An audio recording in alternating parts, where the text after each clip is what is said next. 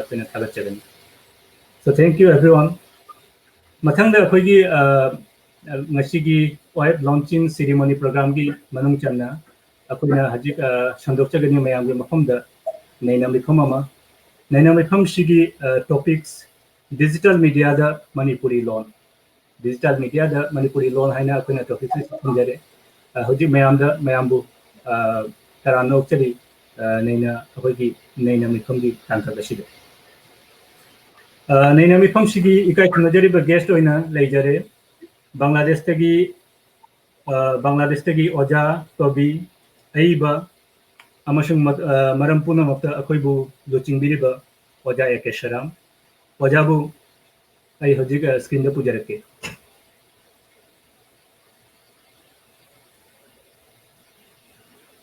Kuramjiri Oja. Good evening Oja. I hajik akoigi mathang naina akoigi guest ai pujarake mathang da leijare Educational Multimedia Research Center Manipur University ki research officer ikai khunajariba Oja Dr. Chandam Betholia Oja Betholia bu ai hojik screen da pujarake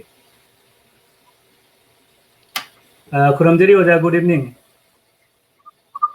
Thank you Oja, koi join Oja unmute to biyong tang.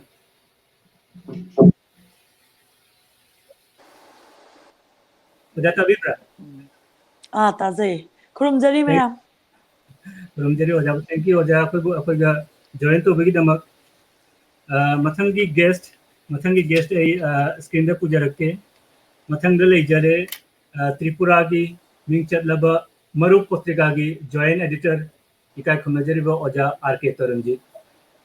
Oja screen da puja rakke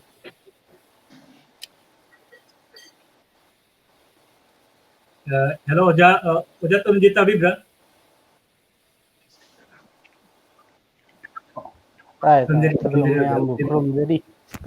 Oja punamaku ma guest pu ikai khunajariba guest punamaku thagatchei akoigi nasigi naina mifam asida join to bigi namak amasung aroibada ai akoigi guest oina ikai khunajariba guest oina leijare Manipuri Mirror ki publisher editor in chief dara Hamom Promud ku taram nokcheri once again thank you dara thank you Ripon akoigi nasigi naina mifam asi Oja akoigi guest punamak loina shuna leijare ngasi naina mifam asigi hamna muktada aina kanogi digital media da Manipuri loan haiba akoigi nasigi kano asi topic asida mayamna saruk jabigani aina haibaning budi akoigi nasigi naina mifam asi open discussion ni mongdani adana Oja koina ati nasigi topic sigi leinaba kano mari leinaba kano issue kya ate issue kya ju mot phongbiro habiro aduna open discussion ni mongda akoigi nasigi kano se naina mifam asi akoina sinjabani ahanba muktada ai Oja Sheram da lakjage Oja Sheram akoigi amko bokche taram nokcheri Oja akoigi thank you Oja hamna muktada akoigi kanogi viewers ki mafamda Bangladesh ta akoigi maiti loan gi phibam asi kano se kari phibam dariba charcha gi phibam asina kari oiba sarkar gi maiti dagina kari gumba akoi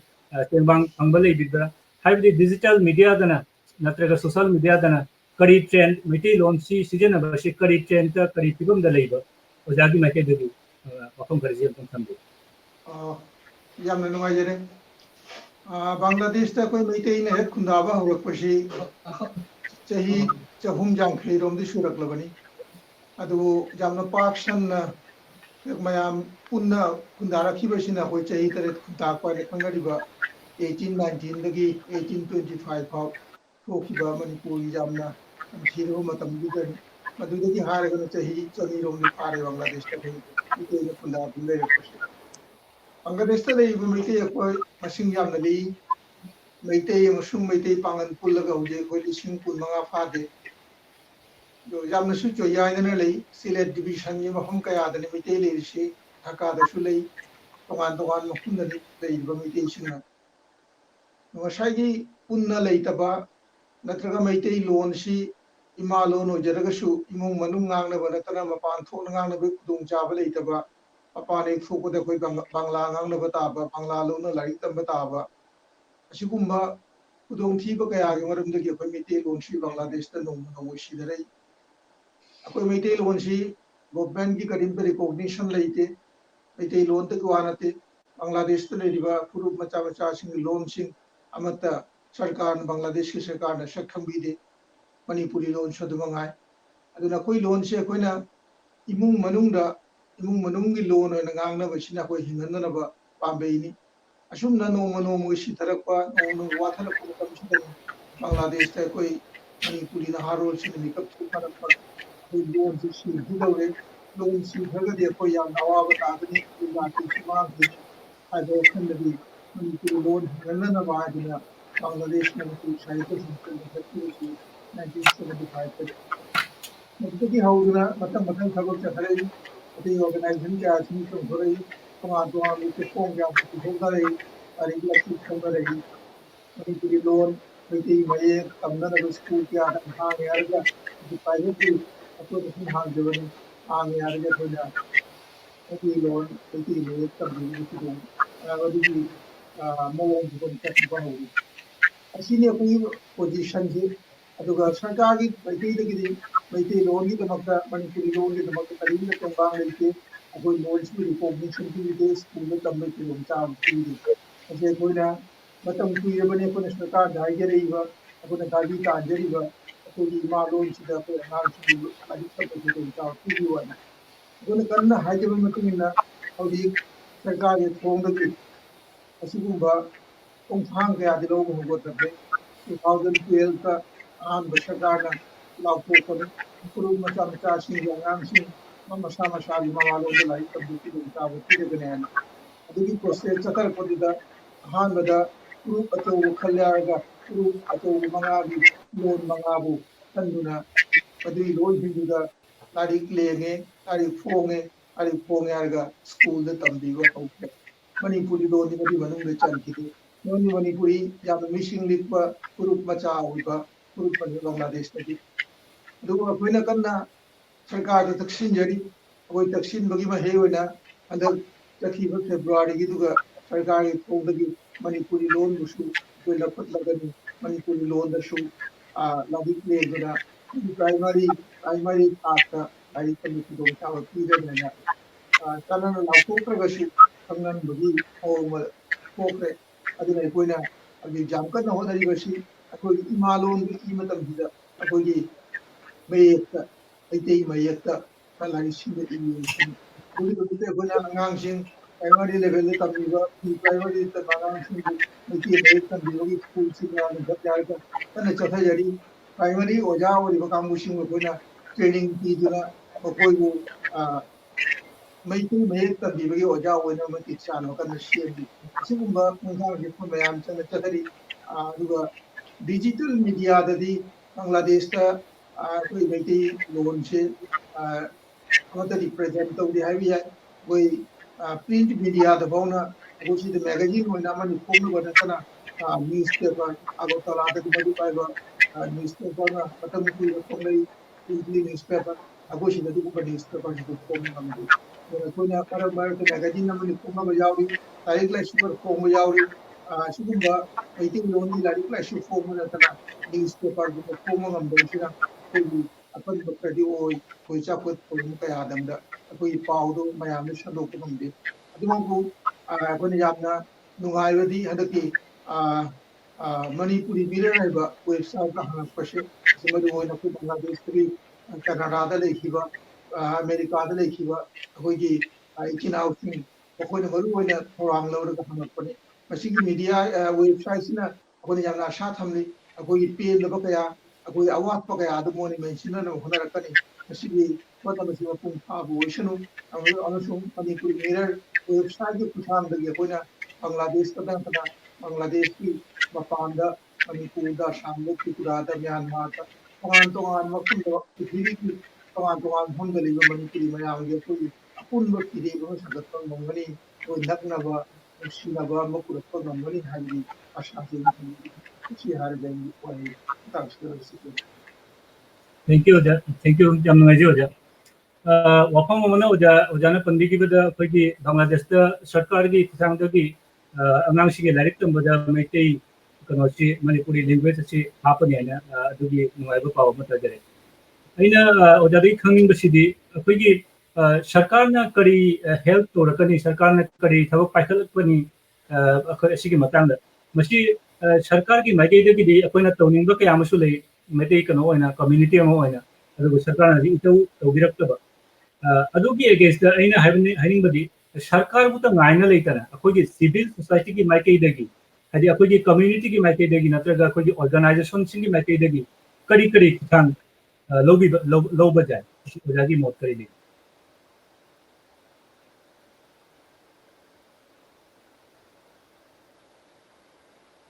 oja tabir brother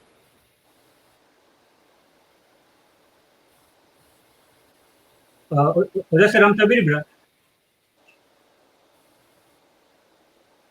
Oja ki connection ji khitam disturb to bumali. Oja tabir bra. Oja Sheram.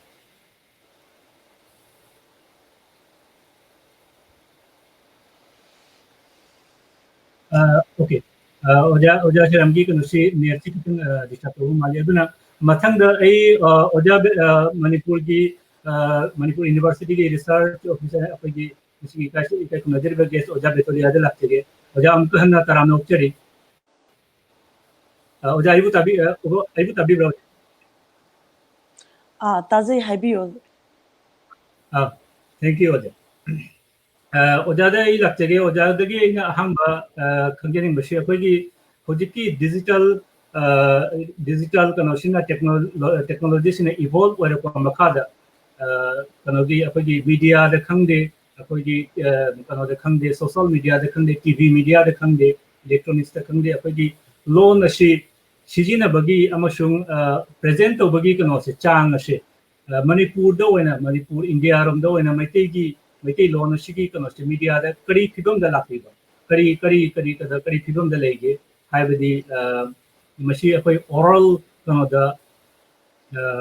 media da sijina riba loan ashina akoi di oral structure da kari gumba ahomba purakra natraga kari impact lege ashigi matang da kujam tang wahi keratan dia. Thank you. Han mamaktada punamakpu khurumjari aina haizading badi aigi mot oinadi technology chawkhalakpagi matungina ahongba mayam ama laeko ahongba lakpasda akoi loan da su ahongba se dum lakani karigino da technology sizinaraga akoi ne e pau phaudo phaujin tawribida sizinariba se loan sineba loan haibadi akoina loan sigi basic purpose hairagadi akoi communicate tawbasta loan haibase sizinayeba loan se akoigi ngang bada oibi e bada oibi kwa written form da oibi natra spoken form da oibi eba the loan da su chawkhalakpi matungina ahongba lakpai matungina loan da su ahongba laeba akoi hozik digital media da koi loan sizinari se aseng bagi yengagadi social media ko Facebook kumba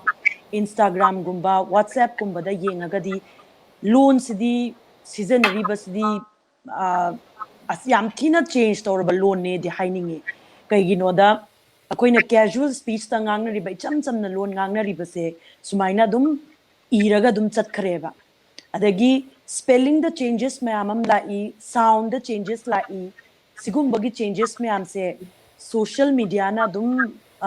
mathang chatkibadagi sandokraga akoi kona tungdadi sumaina dum shorten tawrakpa natraga semdok sadokraba spelling oirakadra haibagi mipai babo poktaba nateba aduna yariba makai adu sigi wahaisina akoigi literature irakpa matamda yamna phajaba platform da natra formal oiba platform da ngangna matamda di sigi wahai wata casual oiba speech se sumaina ngangna deba aduduna literature natraga literary gi status ta thangat khradi ꯑꯩꯈꯣꯏꯅ ꯉꯥꯡꯅꯔꯤꯕ ꯂꯣꯟ ꯁꯤꯃꯃꯛꯇꯤ ꯀꯩꯁꯨ affected ꯑꯣꯏꯔꯣꯏꯗꯔꯥ ꯍꯥꯏꯅ ꯈꯜꯂꯦꯕ except for social mediadadi social media sizinarisi anambanadi yamna wahi wata hungdoiba mayamsidi younger generation na number oyeba aduna younger generation dadi sigi technology gi advancements na akoigi loan da su akanba safu madum piye di haijaninge aigi site tagi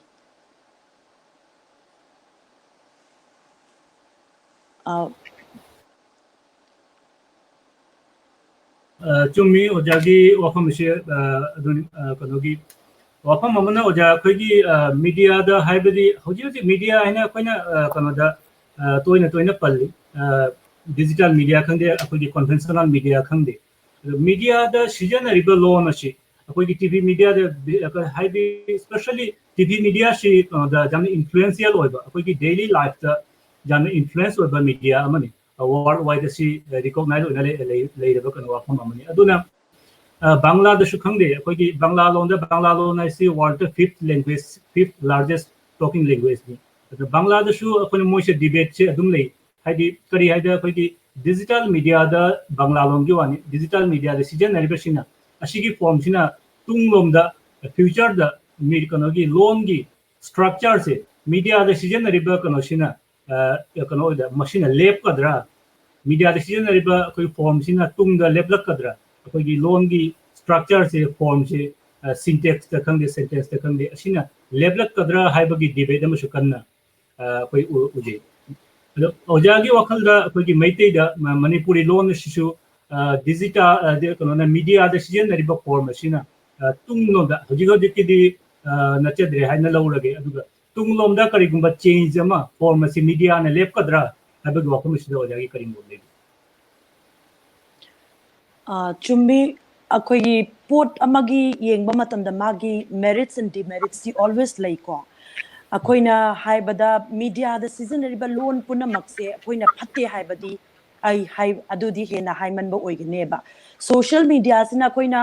icham chamna yamna akoigi informal level da pau na bada season riba siga akoigi media haina akoigi electronic media say for example television hairasi aduga akoigi ngasagi mass communication gi ko print media hairasi akoigi newspaper adagi even radio hairasi ko mass communication tawriba means mayam sida koi season rep loan punamak se akoi phattaba loan natraga akoigi yamna semdok sadok loan ni haibadi haiman ba thokane ba adudi ai haizening di aigi site tagidi aduga akoina social media da seasonary ba akoigi age category koi younger generation seasonary sida de khara ohong badi khitang nungai tabasu akoigi anambana example am tang yenga bada akoigi social media da akoigi wahai hairasi ko spellings makta da hairasi akoina roman alphabet na iraga ko akoigi roman script na iraga maiteron se onthore eba maiteron onthokpas da kaidoge da akoigi huziki spellings ta ko yamna semdok sadok khra laiba aina khara sum thengna jabda for example ko aina khatang lokhat jabda ama haibse ama se am madum igreba am se koidi I am na haidana ko ado moigi angang singi wakhalon dadi ama se am onthokhreba adagidi wahi atai da ko phange ka haibse phange se akoigi fnge na ireba ado f haibagi first sound se akoi maiteron dadi leitabane p pa sound da aspirated high ko koi kitang aspirated sound high ko phonem da yengkan da linguistics point of view da fa na chakibase akoi dadi ha na f ba sound se leita baneba adu f se moina dum sound se leibagi type da spelling dadi e ghreba adu gumba lei aduna koi gi social media dadi hojik se loan da hairagadi one of the major impact of social media di popularity of slang ne ba ko akoi gi wahi se koi gi wahi ama akoigi slang oina khanaramba wahi se yamna popular oi khalakpagi ama leiriba sigumba sibudi akoida aina sum haijab da se phattabas hai kudam haigadra wahi se khangde kari haina season asige but kitang di akoigi loan dadi influence amadi piri bako sigumba slang gumba popular oirakpasina kitang aduga amaromda akoi gi kitang formal oiba media da di hairasi television hairasu pau pabagi natra radio hairasu newspaper hairasu akoina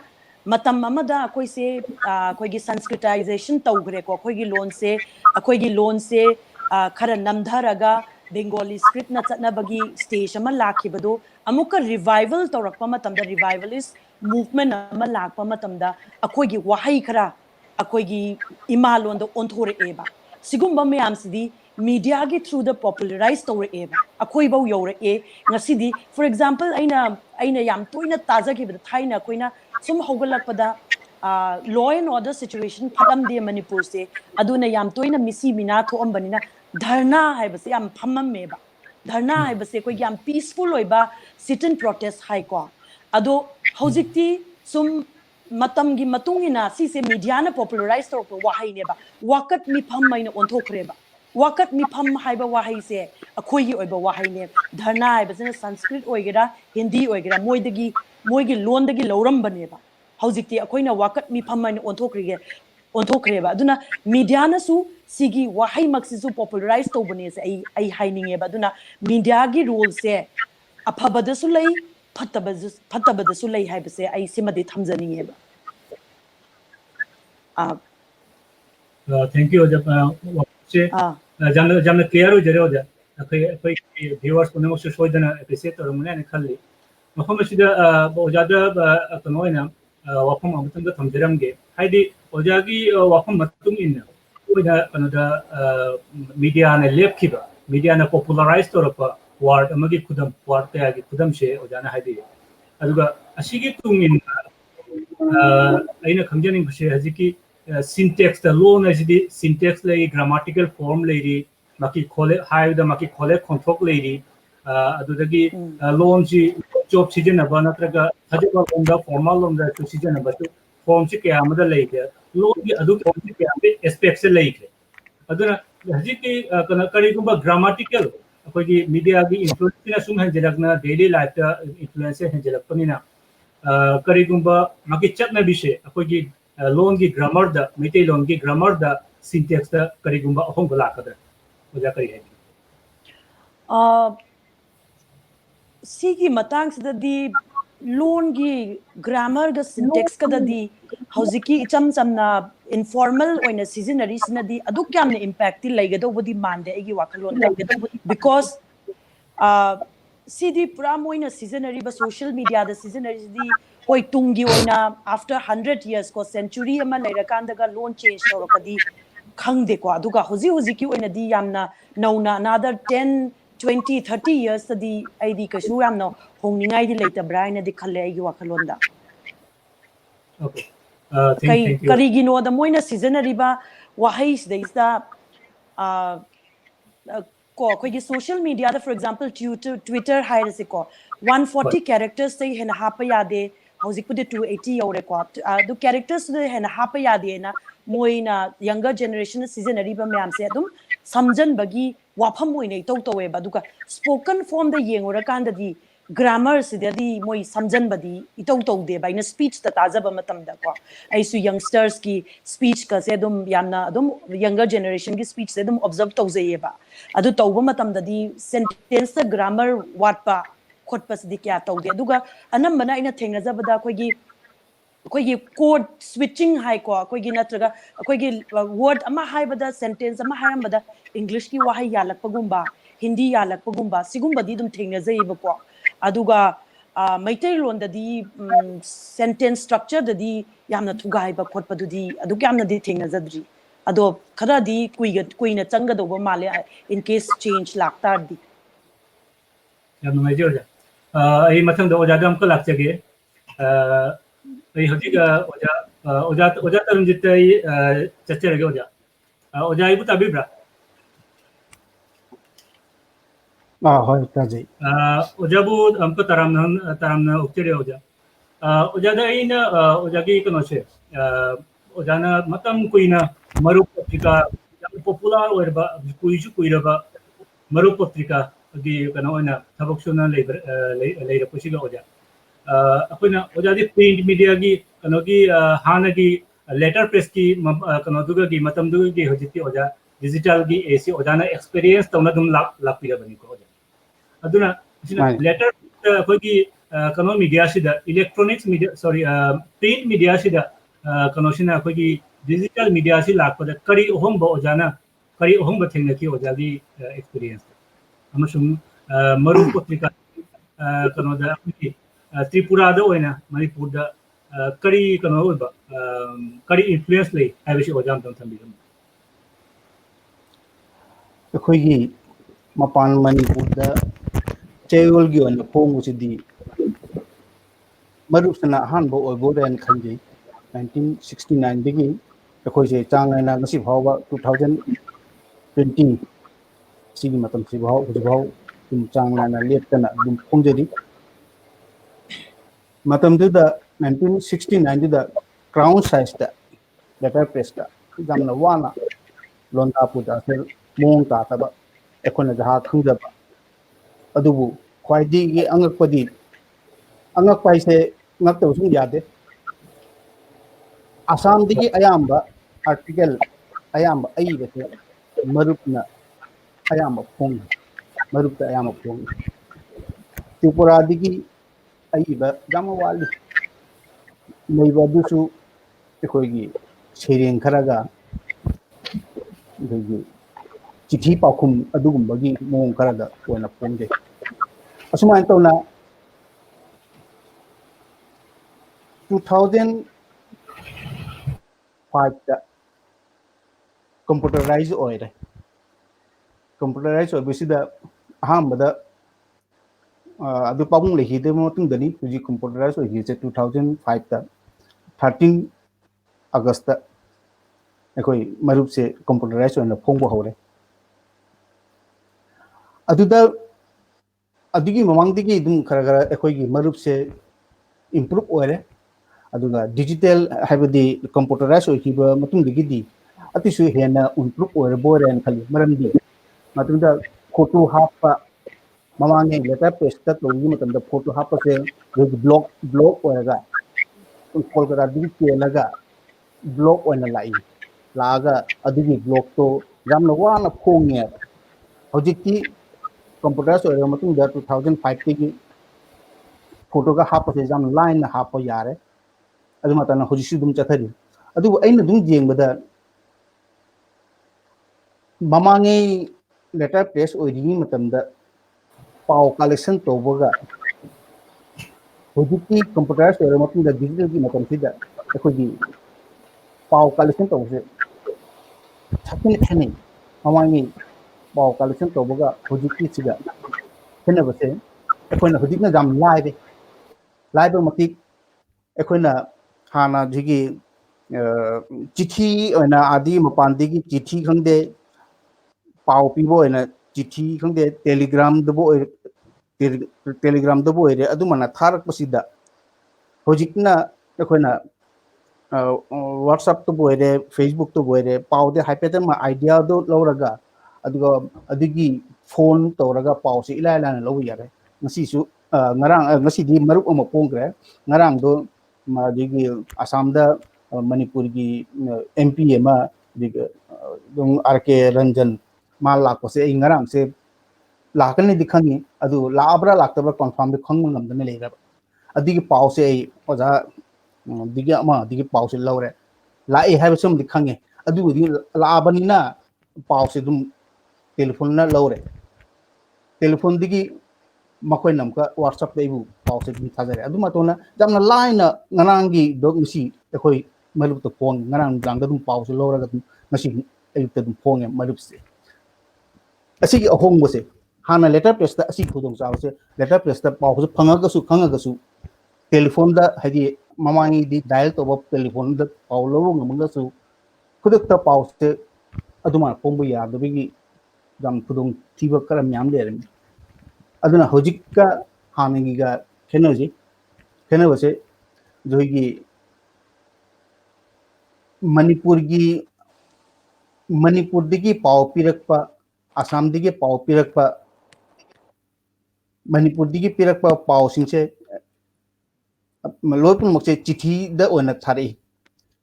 asam dik se thari mamangi gi aduga hojikna tawri basna phone da pause han piraga wana whatsapp da pause akupa marul to whatsapp ta thajarak aduma tona pause collection tawji da asigi ahonga madi leire asigi nungaiba musu leire kari adi khud khud ta pause lo yaba photo su dum collection to yaba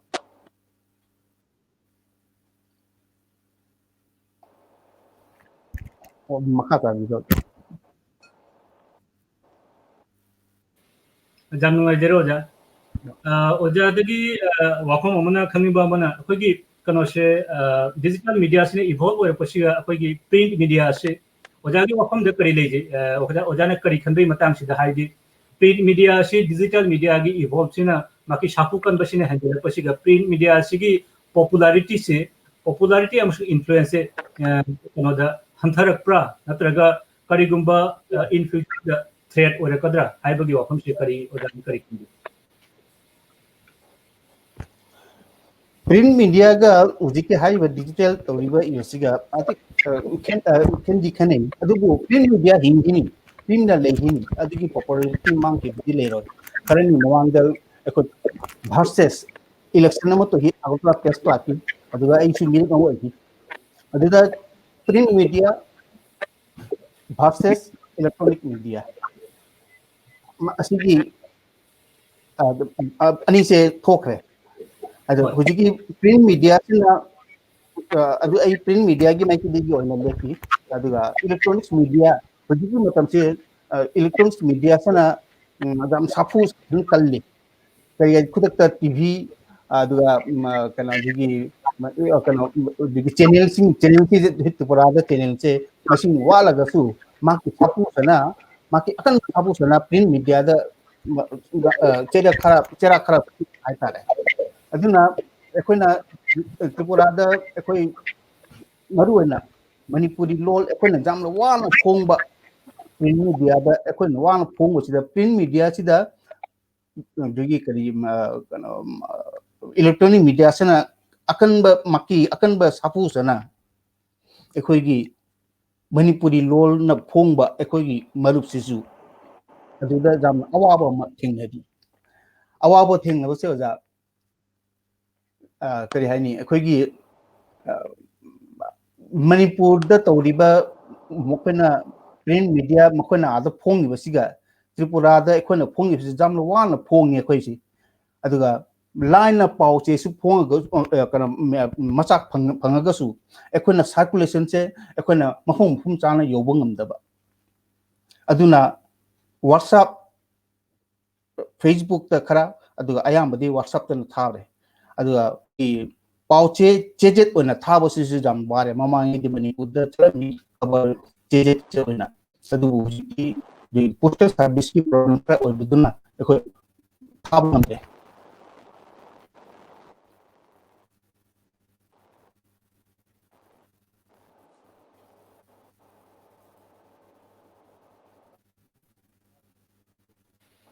ओजादा अमुक लाक्चगे ओजा thank you ओजा wow मथंग दई लाक्चगे अखोइदि Manipuri mirror.com की publisher अमसुंग editor in chief दरा हमम प्रमोद दरा तराम लो पु दरा Thank you, Ripon. दरादा अइना थंगिंग offer अमन दरा अखोइगी कनन दराना मयाम न होदा बिदना मणिपुरी नसी मणिपुरी mirror.com सी मयाम की मफम द संदोक नमदरे मणिपुरी mirror की माइके देगी करी करी करी डिजिटल मीडिया दा मणिपुरी लोन की मतंग दा करी करी तौनी फ्यूचर दा करी प्लान लेबगे अमसुम अते अते मरम खया ओदाना संदोकना तसेंगना हारगदी कोई मणिपुरी मीडिया खक्ता नते हौजी डिजिटल मीडिया दा मणिपुर दा फोंगबा कोई चेफोंग नत्रगना टीवी टेलीविजन हाइतारे नत्रगना अखोइगी केनोदा लैबा पुनमक्ति लोइना कोई उबु फंगे मफम पुनमक्ता लैबा हाइतारे वालगी एनी साइड लैरगसु ngasi ngasi मणिपुर दा फोंगिबा चेफोंग नत्रगना करी पाव पीरिबा अदु थ्रू द यूट्यूब मदि इंटरनेट ता सुम अखोइ केनो तोबा ngam तो असिगी खुदोंग चाबसी अखोइ अयाम्बना हुजि हुजिसु मणिपुर दगी फोंगपा नत्रगना मणिपुर दगी ब्रॉडकास्ट तवरपा मीडिया खक्तदा ओइना keno oi maru oi ba hada main platform se aduna koi Manipuri mirror sina koi maru oi ba keno lahoning ba haitar natraga koi ne lauge khali ba sina Manipur gi su khara yaw su yaw na maru oi na mapan lam da leiba mapan lam ha se Manipur gi mapan lam da event Delhi Bombay amadi Tripura Assam adai da koi sonda leiba America Canada digidi UK Europe ki mafum khuding makka Australia amadi keno da leiba Japan khangni Korea da pura maki koi platform se asi ai ohen ba ona jagani aduga loinana akoi gi loan akoi gi Manipuri loan amadi mai ki matang da su yaragadi mapan lamda sandokna ba ki tawhum thokpadu tawge khalli tasingna harbada akoi oja akoi yamung Tarunjit hai ki buduni akoi Tripura da natagana Assam Bangladesh da pongba keno che pong keno tawhi yamna wana pongba natagana humang da su hojiksu adubu akoi hojik leiriba media sina yaragadi aina keno lahoningi se akoi Manipuri mirror sina mapanda leiba Assam Tripura gi bo oiro akoi cheiwol gi oina natragasu takak naina akoi khana nei nabagi keno se akoi YouTube da khangde natraga Facebook page da asi handoke khalli amasung akoi blogging nang su ngasai hai ki ba blogging gi khuthang da akoi Assam da Tripura da natraga mapan lam da akoi Bangladesh da leiriba Manipuri ichinau mayam singna Bangla bu oiro Tiron bu oiro English bu oiro lon ahungi kulong chabasi thambanina mana khanjaba wakhalon du adu su phongok pa yani aduga loinana akoigi podcast haibidi akoigi audio gi podcast ki kaino su kulong chabu su leibanina asidai sida mafam khuding ka leiriba choyana leiriba mayam khang hei mayam amadi oja mayam expert mayam gi kaino su akoigi dagi akoina taningba natagana khangingba kaino singsu mathang mathang akoi upload tawiraga mayam da yahon ge khalli to yame akoigi kaino se mathang mathang ai sum akoi through the website amadi Facebook da natragana YouTube da sigi kari kari thabak tawak pa yai natraga tathak pa yai haise akoi sum kana tawirakan thank you Ripon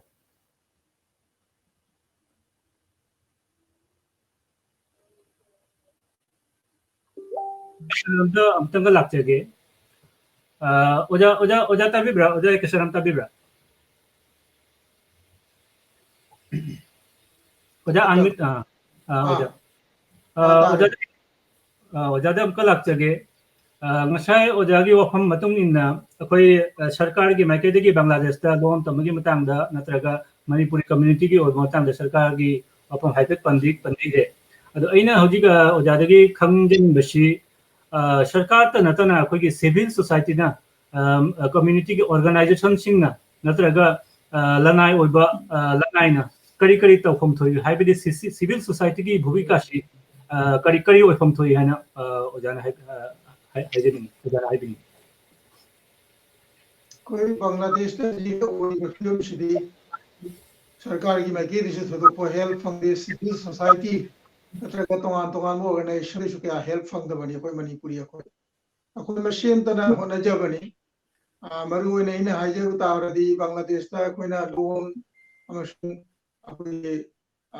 साहित्य जु हिंगन न बोना बदा मणिपुरी साहित्य संसद आयो संस्थान से निकल कोई कल न जकी मथंग 2011 दा सरकार ममालोन दा लारी तंबे खुदोंग जावा पीगनी है बदारपदगी मणिपुरी भाषा गवेषणा उन्नयन संस्थान में लिंकर की मधुन मरु ओइन मैती मयेक तंबीबा मैती लोन तंबीबा की थौरांग ब्रैकेट की स्कूल के लिंकर की अतोप ऑर्गेनाइजेशन मा एथनिक कम्युनिटी डेवलपमेंट ऑर्गेनाइजेशन एक दो है मुझे एनजीओ नि मरु ओइना मोने सु स्कूल हम लिंकतना मैती मयेक तंबीबा की स्कूल से चांगना ने चतरी मधुकी मपांदा तोगान तोगान ऑर्गेनाइजेशन कादंसु ढाकावासी मणिपुरी की वा पनबा याय नत्रे मणिपुरी मुस्लिम सिंह ऑर्गेनाइजेशन कादंग मकोय सुवाय अकोइना सरकार दा तालिबा दाबी सि फंगना वइदा मक्तम को याम कर पदे सरकार की थोंग की देहौजी फावदा क्लियरली अकोय मणिपुरी लोन जे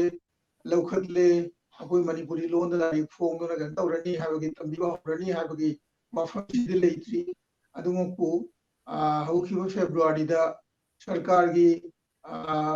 मोगी हेल्पिंग हैंड ओने लेबा एनजीओ फोरम ने एनजीओ फोरम की मैकेदगी मोने मीटिंग में तिलगदवा लेखना खिबा वारी मणिपुरी लोन सियाउना लोन तरु खंगतनी अंदगी फेसिदा अने सरकार ते मोने रिकमेंडेशन में पीखी मधुगी रिकमेंडेशन की मतुंग इन कोई फेब्रुआरी की तांग मरी द ढका चावल में फंगी बांग्लादेश की ऑर्गेनाइजेशन में पुल फमनी मरुना ढका वासी मणिपुरी और मणिपुरी भाषा को सना उन्नयन संस्थान निशिना शिल्लगा अदुदे कोइना प्राइमरी एजुकेशन की सेक्रेटरी सरकार की हमनाइबा को चीफ गेस्ट होने याहोगी मानसु वफम दु कन्फर्म तौरोंगी सरकार की थोगी मणिपुरी लोन जन लौखत लगनी अदुगी थोपाय तक होरे आने तोगी मतम दिखरे चथगी मदुदा कोइना कन्ने दाबी तांजोसे कोई मणिपुरी लोन जिलपलको मतमदा कोई मयेक सिदा मणिपुरी की लोन की लारिक इबा ओशन वाइ तो मैते मयेक इबा मसिना कोइना कन्बा दाबीसे मरमनी मणिपुर दंगसी मैते मयेक चरखरे मपान मणिपुर मपान कोई आसाम त्रिपुरा बांग्लादेश अकोई मैते मयेक तो हई हौद्रगदी कोन मणिपुर कोई कारबम थोरकनी आबदे कोई मैते मयेक सि तमसेन कन तम होनबनी सरकार की थोंगसु मैते मयेक तो लारिक तो लेना लारिक तमबीबा होरगदी कोई अंगांग सिसुर मैते मयेक सोइगनी मैते लोन सोइगनी मसिने कोन दाबी तौबसे अदर बांग्लादेश की अतई सिविल सोसाइटी दी थोइना के तौदे दुमकु हौजी हौजी की कोई मीडिया द खंगदे नत्रगा तोगान तोगान फोरम सु पाउ पिरपु तमदा जी मणिपुरी की फेवर द कोन तालिबा दाबी कोई इमालोन द लाइक तो खुदुम चाव पिबिउ हाइबजी मोजु सपोर्ट तो वी मोंग खरगरदी उनरगले मचे कोई यामना उन नगोतिंगाय मरम मनियाना कोई खली मसिदं हाजरगे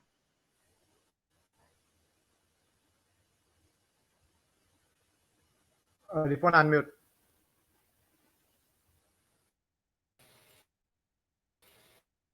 तंग ओजादा तेंते तो थमजरंगे अखोइगी हौजी हौजी बांग्लादेश की ओइना अखोइगी चलिबा जेनरेशन हाइदि यंगर जेनरेशन जिना करिगुंबा सिगी मतंगदा अहोंबा अमा पुबा ngamukpagi khudam ubibra ओजाना younger generation the Haron Jam Thorei, when Manipuri Unshida, Manipuri, Yumaram the Thorokana Pakali, Manipuri Longi, Matan Shida Sunate, but the issue at the Aduma issue at the Sumatro Pakari, Siakoi, Yamapong Tawadani, when I Shatori, Sikuman Haron, Krayam Toragadi, Mang Daki, Bangladesh, Manipuri, Kudi, Maja Tishu Pakari, Akui Ning Mujatishu Tungani.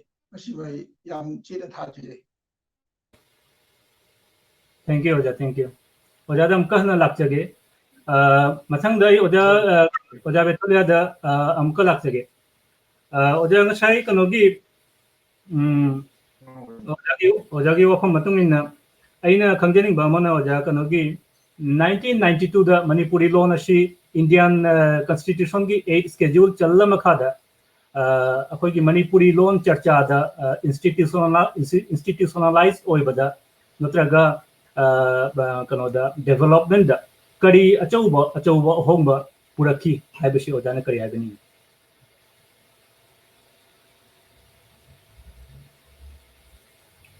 ओजा की voice लागते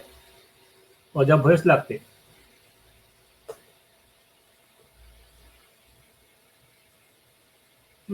तादे ओजा no ओजा की voice तो कितने problem होइबा माली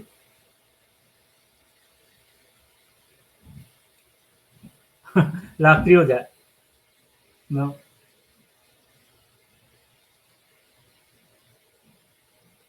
लागते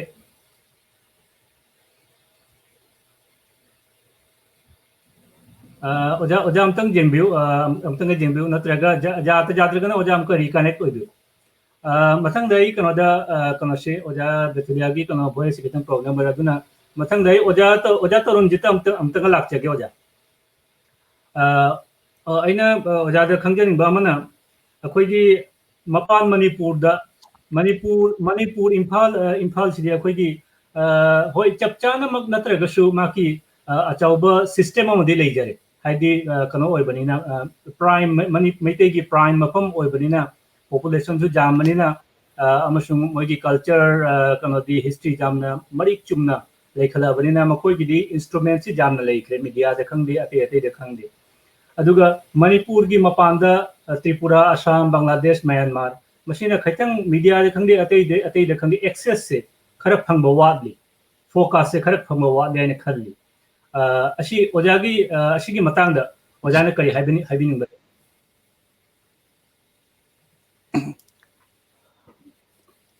Manipur oikre maramdi makoida sufficient machak le makoidi source dum le machem chin adu outside of Manipur da haibadi ekoi Tripura boire Assam da boire even Bangladesh da boire Assam da chayol gi mak natraga su tha khai gi ba chayol gi ore ga su Purnima ko bo khabar ma phongam adu ma to na makoi che Panayamadi Pongi, Adubu Labactiva Hagadra Hingbungam Kide. Adugi Haragati, Ekoi Tripuradi Pongba, Tawolgi, Ragasu, Tripuradi Pongba, Manipuri Lol, Abiti, Mete Lol, Marupsana, Nasiba, Pongs that may am not doing Hani, Asidi, Ekoi Chatok Nyan, Adubu, Ekoina Karam Hana Pongi. Bengali gi marakta ekoi se meti lon tamakna hairakba degi imalon ojaraga su grammatical ama haibam le adu haiba nate khoi imalon da jaha khangba imung maning da jaha ngangba aiti normally ordinary oina ngangba adu ekoina larik tamuna adi degi larik tamuna hairuna ekoi meti lon se khangba nate imalon bigi ekoina khangbi wan adugumba loan aduna marup se adumana phongba hokiman adu doigi toriba yose machak se hujiga hariba mapandigi phangba se Manipura wa adu Assam digi adu even Bangladesh digi ekoina phangpa se dogi hujiki digital gi matam sida ekoina phangpa sidi dogi WhatsApp ta aduga dogi Facebook ta matek ama oiragasu Facebook tegi pause source to loraga WhatsApp tegi dum pause dum ekhoina machak se dum phangba suma tona marup se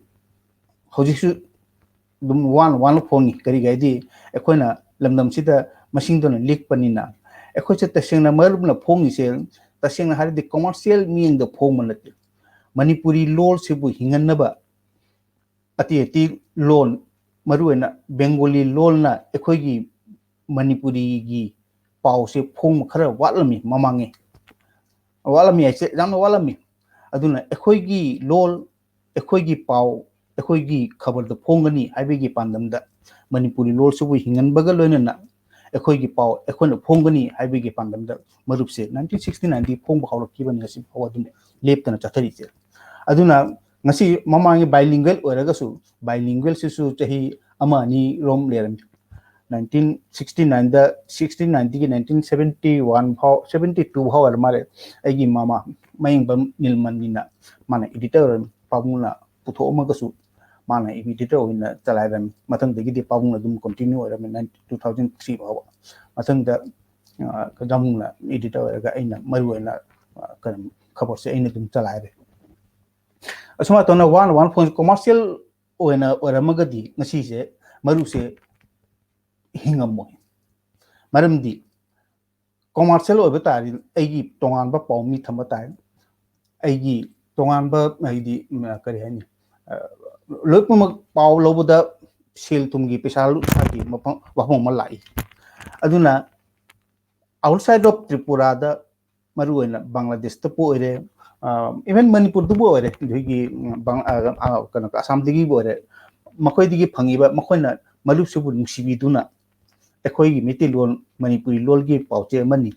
mana hingadi ekhoigi maini haibigi mieng wakanda marup subu makhoigi mateng myam sigi mateng makhoigi contribution na amoram ngasi phawa hingi sa sin aduna marup sana hing ibisuchu makhoigi mateng nani marupna shirasu makhoigi mateng di makhoigi yodigi si duni maramdi makhoina mateng pangdragadi marubi hingo ngasi makhoina mateng pangbagi maramna ekoi marup se ngasi bawa hingle disen aduna Manipuri lol hingibe makhai di marup hingi nei asin aina hajan sidi thank you so much Oja thank you Oja Betholia de हमको लगता है Oja ताकि unmute तो भी हो जाए, unmute तो भी हो जाए। ओके, अभी हो जाता दे, हो जाए साउंड लाती हो जाए। खंगदे हजिसु लाती। ओके, लाती हो जाए। No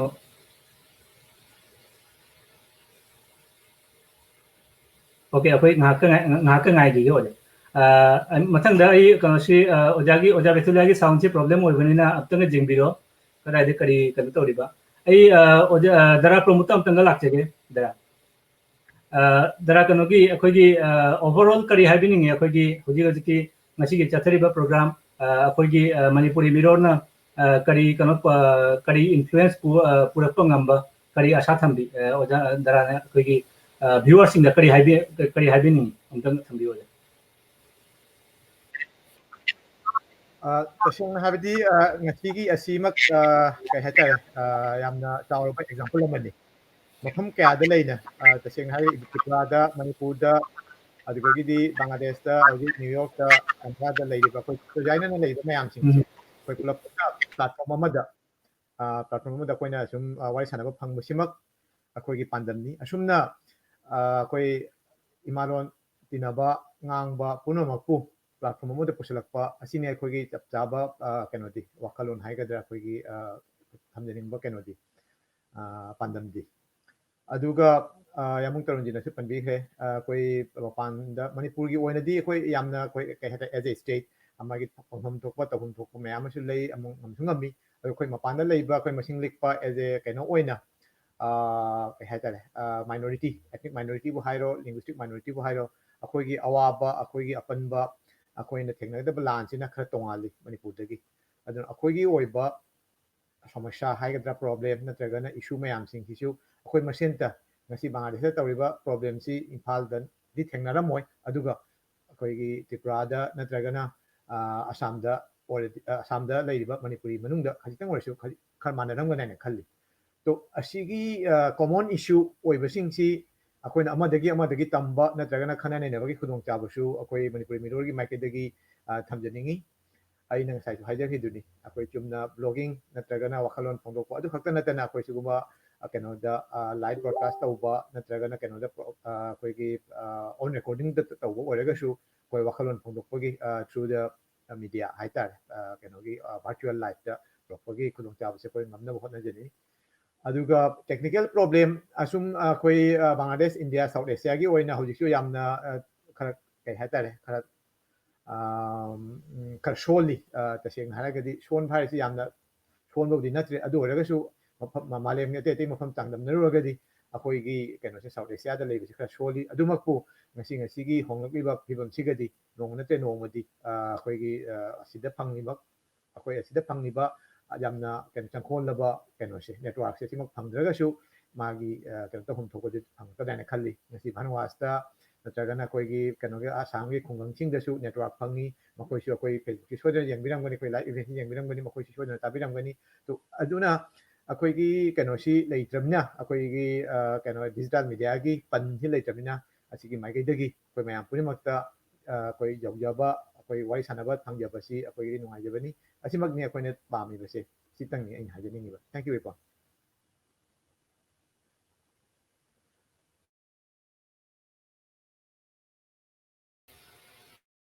yang informasi matam su jausalakule losinbagi dara prompu thagati aina ngasigi loiramdai sida kanoda oja betulia ka sound ja biro roja antang haibiro aidi tadre aidi oja gi sound ji tadre khangde karida kan torba okay ai ojabu oja yaragadi ne amtang oja Betholia gi Dr. Betholia gi do keno yaudana koi mute keno taubiraga akoi gi nakongi keno lokopiraga amtang yengdu direct akoi without headphone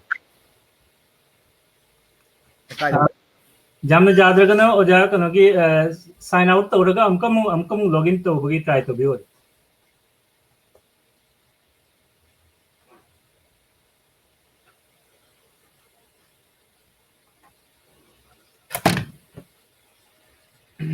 okay ai akhoi matam shu akhoi loishin bagi matam jarog labanina oja Tarunjit closing oina kanogi akhoi ngasi viewers da oja gi kari haibinang ba tenterna amtang kha wahi khara tang thambiram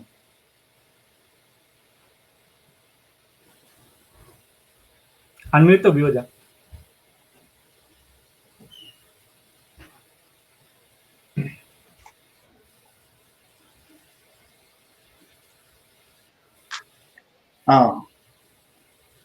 Yaraba. jar tare oja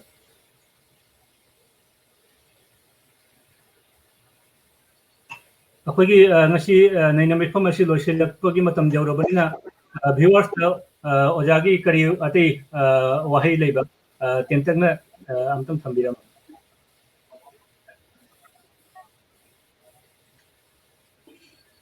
Wasi sing katitang amtang de repeat obigera. hoy oja haji clear tabro oja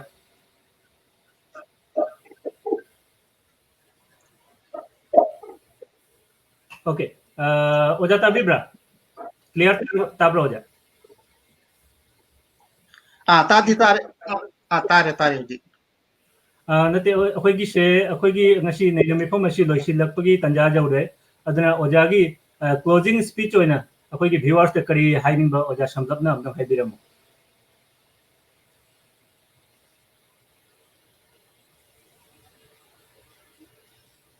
okay oja Tarunjit ki signal ji khetang ui koi ba mali ei mathang da oja Sheram da amka lakjege oja akhoi gi ngasi kano si akhoi gi nainami famasi loisin bagi tanja du jawiraklabani na aduna oja gi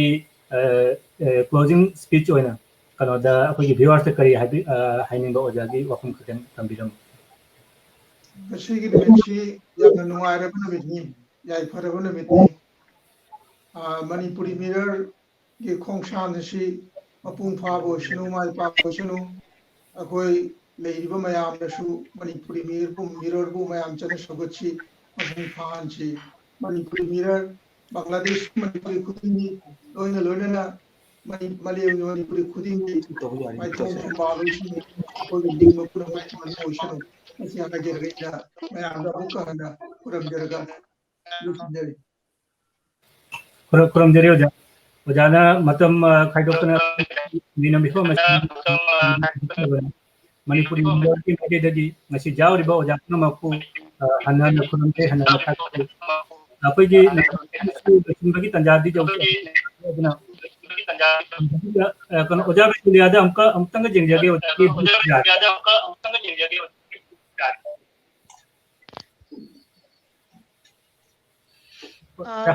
Tabibra. tare oja ojada kanogi akhoi gi ngasi nainami famasi bagi tanjadi jawti aduna ojagi closing speech ina akhoi bhyo wahi khalki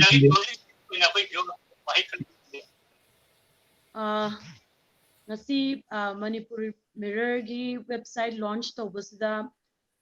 ayah pu khana ni nabasida yahan bi bai damakta organizers koigi maru oina koigi sir Promud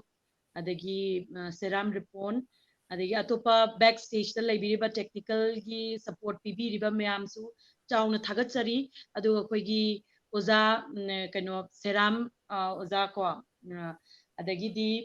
oza Tarunjit ko adyambung Tarunjit yam nungaizare unajaba sigumba platform amda thingnajaba se ai hakidi yam chauna laiba phabani matungda su amu khana akoi sigumba khana ni nabase mayam ama tawminagini haibagi asa thamjari yam nungaizare thank you very much thank you oja thank you amko na thagache Manipuri mirror na ngasi oja ngari na mataki bi thagi nainami bajawgi akhoi gi jamna lagu ko na lawje mathang na jo oina tini thangna kini ate ati hai ba ata tunjeri thank you oja thank you dar ko lakse ge akhoi gi ngasi gi kono si nainami famasi bagi ta jawri aduna जरा समझना हम closing speech बिरम Thank you, Ripon. Akoi matam se jam thengjal lamina ai taseng matam lawning dire. Sida ingiriba amadi akoi gi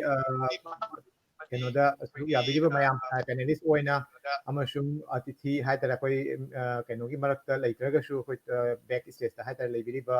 team amasung si ngasigi website si hawgalakpada yawrakpa puna pusu amade akoi naharol akoi Bangladesh da leiriba Assam da Tripura da akoi back keno kai haitara contributor oina correspondent on the mayam thagachari mayam gi mateng nani akoi gi Manipur mirror si kai hatare panthung phom yaubo ngamdori se asiki tamak thodok hendokna koi oja Sheram amadi Dr. Betholia chingba panelist ngasina loiba natte mathang dasu koi sumaina mathang asum kai hatare khanane nabagi thabam ji pangthok jagani asidasu saru yabina ba ai hajage aduga loinana engbiba mayam busu meyeng tabiu amasung marakta asum kai hatara changbiduna koi website si yengbu kariguma soyangam yawragasu takpidau aduga khwaidagi nungabdi koi website ki kano ani asoiba banandabu oiro natagana wahi bata dabu oiro nungaitaba leiragasu sum ningching biragade koi adu samdokjagani adu gi khulong chawda sum leije. Thank you all. थागचे दरा हमको ना मैं हमबु ओजा एके शराम ओजा त्रिपुरा दगी ओजा तरुणजीत मणिपुर दगी ओजा doctor बेथोलिया दरा प्रमोद हमको ना मणिपुरी मिरर के मैके दगी हन्ना थागचे thank you all nasi gi nena mi phamasi matang asinda losinje Thank you. jengri ba mayambu amukana thagati mayamna jamna dhorjo leina jamna passion ana akhoi program si jengri ba gi damak mathangda akhoi kanoda ngasi gi website launching ceremony gi manung channa cultural program ma mapung mari pharba cultural program ma leijari cultural program si haudringai mamangda ai akhoi bu nungsibina thabirakpa video khara aroi boina play tawjage mayam jemina si akhoi bu greetings pina thabirakpa video khara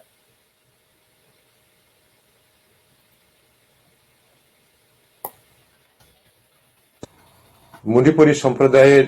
মুখপত্র হিসেবে একটি website উদ্বোধনের সংবাদে আমি আনন্দিত। বাংলাদেশের একটি উল্লেখযোগ্য জাতিগত সম্প্রদায় মণিপুরীদের রয়েছে নিজস্ব ভাষা ও দীর্ঘ সাংস্কৃতিক ঐতিহ্য, কিন্তু তাদের ভাষা, শিল্প, সাহিত্য এবং জীবনধারার পথ কখনো বাধামুক্ত হয়নি। শক্তিধর রাজনৈতিক ও জাতিবিদ্বেষী অপশক্তির কাছে তারা বারে বারে আঘাতপ্রাপ্ত হয়েছে। ইতিহাসের দীর্ঘ পরিক্রমায় তারা কখনো কখনো উদ্বাস্তু হয়েছে স্থানচ্যুত, কিন্তু তা সত্ত্বেও এই সম্প্রদায় তাদের স্বকীয় জাতীয় পরিচয় এবং সাংস্কৃতিক উত্তরাধিকারকে আজও গর্বের সাথে বহন করে চলেছে। আমার বিশ্বাস এই ওয়েবসাইটটি মণিপুরীদের ইতিহাস, ঐতিহ্য, ভাষা ও সাংস্কৃতিক জীবনধারাকে সফলভাবে বিশ্ববাসীর সামনে তুলে ধরতে সক্ষম হবে। আমি তাদের সাফল্য কামনা করি। mathangi video jengdinasi Manipuri Mirror Kauba Digital Media House ama launch tawbirakase yamna haraje masi media house asina machoi takraba Manipuri sing maru oina Bangladesh amadi Myanmar da leiriba Manipuri sing art and culture heritage amadi makhoigi semitlon na chingba kunsi mahing kaya media house asigi mapalna uba khanglagani media house asina mapung fana miyambi thawgal tawba ngamba oirisani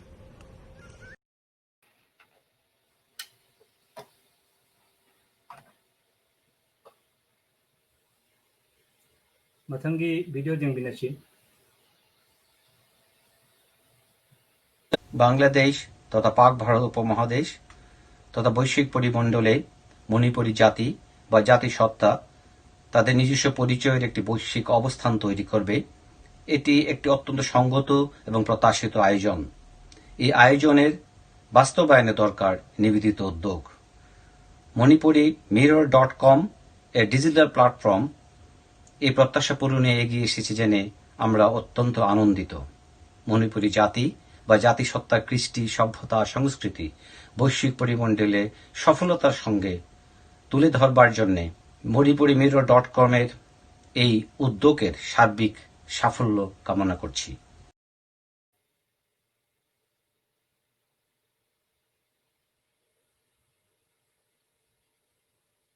मथंगी video आमगे जेमिनेशी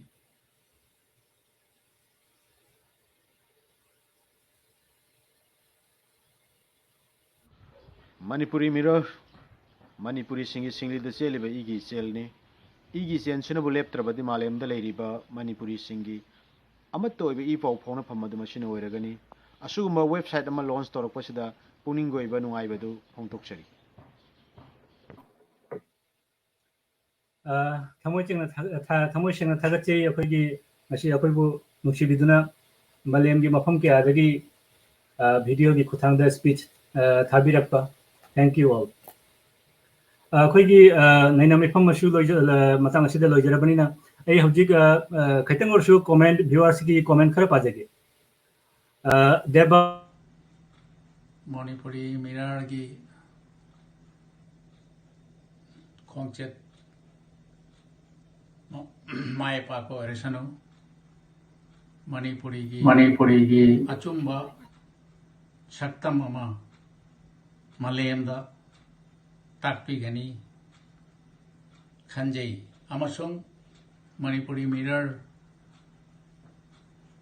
लिंखलिबा मयामुसु ऐना थमोई सेंगना थागचरी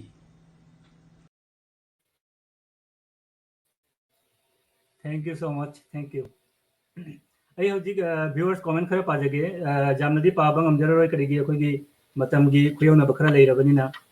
खर तंगरसु पाजेगे निरुत शर्मा याई फरे thank you Khoirom Kameshwar best wishes to Manipuri mirror thank you Kameshwar Geeta Yaikhom it's a proud moment of all Manipuri या it's indeed thank you Rasel Maibam तुंग कोइबा महै यानबा अमसुंग माय पाकपा हाइना निजरी thank you Rasel Rajkumar Janaranjan Manipuri mirror की दमक चाथोकचै मतम चुप्पदा माय पाकपा याइफबा ओइबिउ thank you all Netrajit Moirangthem यामना नुंगाइबा मितकुब अमनी चुम्मी थैंक यू कमेंट ओबै दमक लमजिंग लुचिंग माय पाकपा चाथोकपा ओइरसी तुंगी इकोन ओइरसन best wishes thank you Lamjing Luching comment ओबिरपगी दमक Mohammad Abdul Samad it's a proud moment of us best wishes to Manipuri mirror thank you अजा समाद कमेंट ओबिरपगी दमक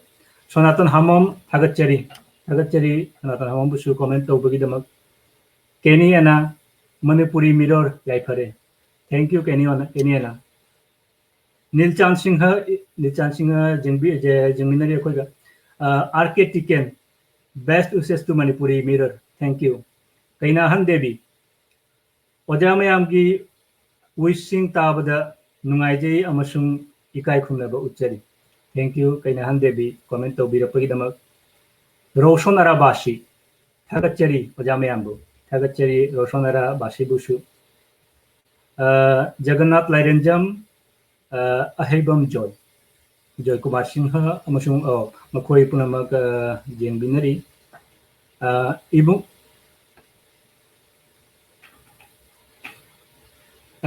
इबुंगहल श्यामल थागचरी ओजा तरंजित को थागचरी मुक्ति देवी ओइनाम नोम जगन्नाथ लाइरेंजम याइफरे मणिपुरी मिरर याइफरे all the best thank you Sanatan हमम अमका ऑल द बेस्ट सो कनोगी कमेंट्स थाबिर पपुनमक थैंक यू हाइजरी मणिपुरी मिरर की माइकैदगी अखोगी ngasiगी अहानबा तांका मतांग सिदा लोइजरे अइना हौजिक कल्चरल सेशन बु मयामगे मफमदा संदोकिना बाहायना न्यूयॉर्क अमेरिका की न्यूयॉर्क तगी अल्पना देवी बु तरानोक्चरी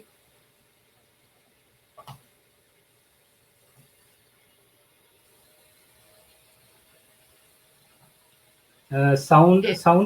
Okay. Yes. Thank you, Sheram Ripon. Yamna nungaiji mayamgi nainabase tajabada. Thank you.